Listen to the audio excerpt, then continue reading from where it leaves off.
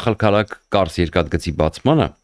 ուրեմն Նիկոլ Փաշինյանը հայտնել է, որ ախալքալակ կարս երկաթուղին բաց է Հայաստանի արտահանումների եւ ներմուծումների համար։ Ուրախ եմ, որ հայտարարել, որ ախալքալակ կարս երկաթուղին Ադրբեջանի երկաթուղու նման այլևս բաց է Հայաստանից արտահանումների եւ Հայաստան ներմուծումների համար։ Սա մեծ իրադարձություն է մեր երկրի տնտեսական կյանքում։ Շնորհակալ եմ Թուրքիայի եւ Վրաստանի գործընկերներին։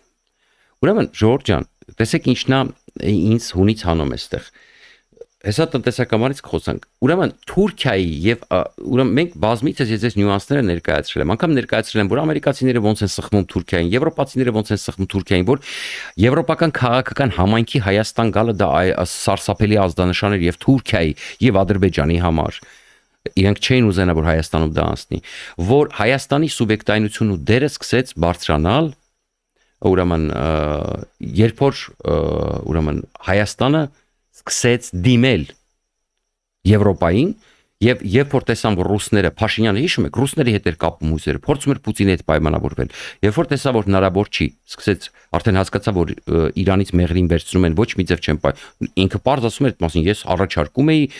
թրիփը Ռուսաստանին, Ռուսաստանը չկարողացավ, որովհետեւ այնտեղ ուրիշ պայմանավորություններ են Ալիևի հետ, հա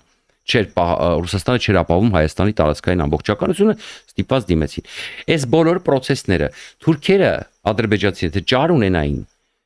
ընդհանրապես մեզ մեջ կանային կբաժանեին, տարածքները վիլայետ կսարքեին, մի մասը այսպես իրար մեջ կկիսեին, Սևանը կտային Ադրբեջանին, իրանք ստիպված են այսպիսի բաները անում, ցույց տալու համար ԱՄՆ-ին, Եվրոպային, թրիփի հետ կապած եւ այլն։ Իսկ արանքում process-ներ են գնում։ Ես ձեզ ասեմ, հետաքրքրական ամերիկացիներ հետ կապած ձեզ կցույց տամ մի հետաքրքիր բան։ Սյունիք ամերիկացիներ են մտնում եւ դա կարևորագույն իրադարձություն։ Դա ավելի կարևոր է, քան այս ճանապարհի բացումը, հիմա կասեմ ինչու։ Եվ շնորհակալություն ես հայտնում Թուրքիային եւ Ադրբեջանին, Վրաստանին, լուրջ ես ասում։ Առանց եվրոպացիների ճնշման, առանց իրենց դիրքորոշման, առանց Թրամփի մտնելու Հայաստան ոչ մեկ քո համար այսպիսի բաներ չէր անի։ Անկամ սա կիսաձևական մի բան է, բայց ասենք մի քիչ ճիշտ կլինի էլի, որ մի քիչ օբյեկտիվ լինես եւ շնորհակալություն հայտնես ուրեմն Միացյալ Նահանգների Եվրոպական միությանը ձեռքի հետ։ Դա շատ ավելի կգնահատվի։ Երկրորդ հանգամանքը, հա իդեպ մի հետաքրքրական բան մոռացած ես ասեմ, կոմենտների հետ կապած վերջերս ուկրաինական եթերների եւ ասենք կամ այն եթերները, որ վերաբերում Ուկրաինայի, դից մեկ աչքով ես ընկնում կոմենտներ եւ վերջերս շատ աչքով ես ընկավ մի կոմենտ, որտեղ անընդհատ շեշտվում է, որ Զելենսկին եկավ մեզ դեմ տվեց Հայաստանում, Զելենսկին եկավ մեզ խնդիրներ ստեղծեց, իհարկե կան նաև հակառակ կոմենտներ եւ ավելի շատ լավ կոմենտներ կան։ Ես ուրախ եմ, որ մեր երկրում կան այդքան շատ ու գիտակից եւ խելացի մարդիկ, ինչը հույս է տալիս ապագայի հետ կապված, իրականում շատ ավելի շատ են խելացի ու գիտակից մարդիկ, օրինակ մեր հետևորդները, որոնց շատ շնորհակալ եմ, որոնք շատ ճիշտ են անցալում շատ բաներ, բայց պետք է մի բան հասկանալ։ Ուրեմն Զելենսկին եկավ իրա միջոցառմանը։ Զելենսկին եկել է իրա միջոցառմանը, ոչ թե եկել է Հայաստան, ոչ թե դա Զելենսկու ֆորմատն էր, ստեղծված էր հատուկ Ուկրաինայի համար։ Երբ որ Հայաստանը հրավիրում է այդ ֆորմատը, նշանակում է ինքը գիտի, որ Զելենսկին գալու է, իրանք պատրաստ են դրան։ Այսինքն հենց հաջողությունը նրանում էր, որ Զելենսկին եկավ իրա ֆորմատին։ Եվ իդեպ նկատեք, որ Պոդոլյակը շատ կարևոր մի բան ասեց հարցազրույցներում, որ Հայաստանը մեծացնում է իր սուբյեկտայնությունը։ Եվ Հայաստանը եւ դրանում Ուկրաինան մեծ դերակատարում ունի։ Այո, եւ ես էլ եթերում հիշում եք անմիջապես ձեզ ասեցի այդ մասին, որ Զելենսկու գալը մեծացնում է Հայաստանի սուբյեկտայնությունը, Հայաստանի ճանաչելիությունը դարձնում, Հայաստանին խաղացողա դարձնում։ Չէիք ուզում Զելենսկին գալ։ Չկանչեիք այդ համաժողովը, ընդհանրապես ուրեմն Մակրոնն է չէր գալու, ուրեմն մնացածն էլ չէին գալու, որտեղ այդ համաժողովը Զելենսկու համար է։ Այդ տգիտությունը մի տարածեք, նման տգետ բաներ մի խոսացեք, որտեղ այդ համայնքի դա անգրագիտություն է, դա հատուկ Զելենսկու ֆորմատի, այսինքն այսպես ասեմ, եթե Զելենսկին չգար, գուցե էդ էլ չկայանար Հայաստանում, սենց բացատրեն, որ հասկանաք։ Եվ բացի դրանից այնքան անշնորհակալ եք, որ երբ որ Ռուբեն Հայրապետյանը ձեզ Թաթարստան էր սարքում արդեն, Ուկրաինան կապ չունի իր համար պայքարելով եւ այլն, բայց փաստացի Ուկրաինան եւ ընդհանրապես Ուկրաինայի մասին խոսալուց մի բան հիշեք, այսօր որ Հայաստանի Հանրապետությունը անկախ է, դա ուկրաինական հերոսական ժողովրդի եւ նաեւ մեր հայ համայնքի այնտեղի հերոսական պայքարի արդյունք է, որովհետեւ եթե Ուկրաինան ընկներ 3 օրում, մի շաբաթում, 2 շաբաթում Կիևը վերցնեին, Հայաստանը էլ անկախ չէր լինելու։ Դուք հիմա ապրելու եք ֆաշիստական Պուտինի ռեժիմի տակ եւ ձեզ քիչ չէր թվալու։ Փողոցներում սպանություններ, բռնաճնշումներ, երկու հոգի հավաքվել միտեղ կխփեին, կտանեին, կնստացնեին։ Ինտերնետը կփակեին ձեր TikTok-ներ չէիք ունենա, Instagram-ներ չէիք ունենա, ոնց որ հիմա այդ այլանդակության մեջ է։ Կդառնար ուրեմն բռնապետություն, որպեսզի ուրեմն ձեզ փակեն ընդհանրապես արևմուտքից եւ բոլոր այն բարիկներից, որով դուք օգտվում եք։ Սա պետք է հիշել, ընդհանրապես Զելենսկու Ուկրաինայի մասին գրելուց։ Բնականաբար Ուկրաինան հատուկ Հայաստանին չի պետք է, բայց Ուկրաինայի հերոսական ժողովրդի պայքարի շնորհիվ մենք պետք է շնորհակալ լինենք բոլորս։ Մոլդովացիները, վրացիները, հայերը։ Հələ Ադրբեջանը ունի Թուրքիա, որը կպահեր կոպիտ ասած, հա։ Բայց այն պետությունները, որոնք այս պահին, ասենք, ենթադրենք Հայաստանի պես պետությունները, ուրեմն փոքր պետությունները, միանգամից դա կուլ էին գնալու։ Եվ ուրեմն նորից հիշեք, Զելենսկին եկավ Հայաստան եւ մեծացրեց Հայաստանի սուբյեկտակայնությունը եւ ոչ եւ Զելենսկին չի եկել Հայաստան, որտեղ որ գա ձեզ վատություն անի կամ բան։ Զելենսկին եկել է իրա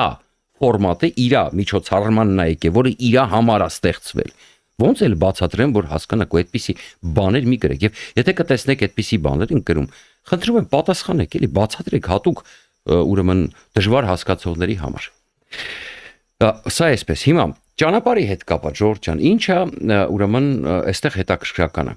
Իհարկե այնտեղ Փաշինյանը ասում է, որ ուրեմն Եվրոպական միության հետ ուրեմն սենց լավ կարդամ։ Հայաստանը այսօր Վրաստանի եւ Ադրբեջանի տարածքով երկաթուղային կապ ունի Ռուսաստանի, ապա եւ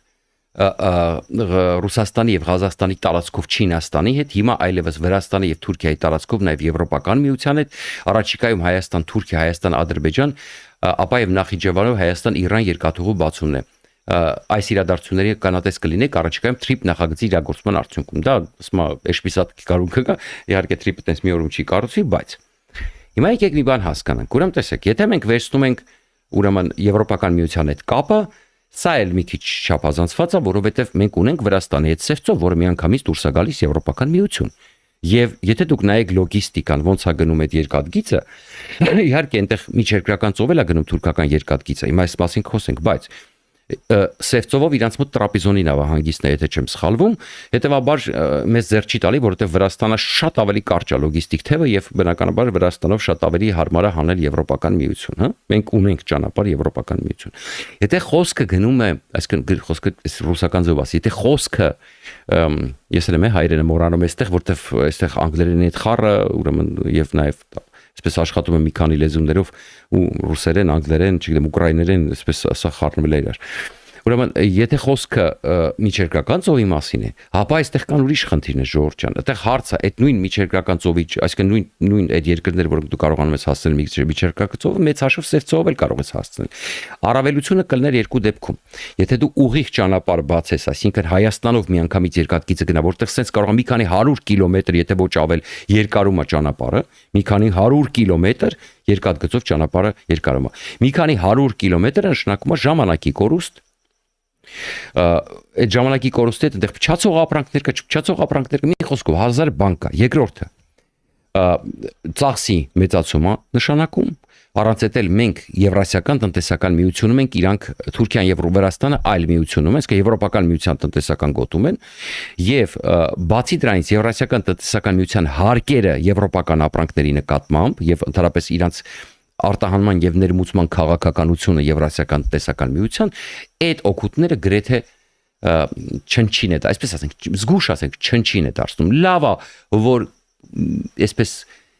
ինչ որ տենց վատ չի հա, որ տենց այդ ճնշմանտակ իրանք թուրքերը ստիպված են փորձում են ինչ որ ձևական բաներ ցույց տան, բայց ես սա համարում եմ ձևական բան։ Եվ ամենակարևորը, նորից եւ նորից կրկնում եմ, քանի դեռ Հայաստանը գտնվում է Եվրասիական տնտեսական միության մեջ, Հայաստանը չի կարող ունենալ այն օգուտները եւ այն առավելությունները, որոնք կարող է ունենալ Եվրոպական միության հետ էքսպորտի եւ իմպորտի դեպքում։ Հարամ է անում այդ Եվրասիական տնտեսական միությունը ամեն ինչ, Հայաստանը շարունակում է պահել խորը եւ դաժան կախվածության մեջ Ռուսաստանից։ Իհարկե, ռուսներին ձեռ չի տալիս, որ մենք ինչ-որ նոր ճանապարհներ ստանանք, նոր լոգիստիկ տեղ ստանանք։ Իհարկե, շատ ավելի լավ կլինի, եթե ճանապարհը ուղիղ լինի եւ այդ դեպքում գոնե մի փոքր ապրանքի տեղափոխումն էլ կեժանանքի Հայաստանից լինի։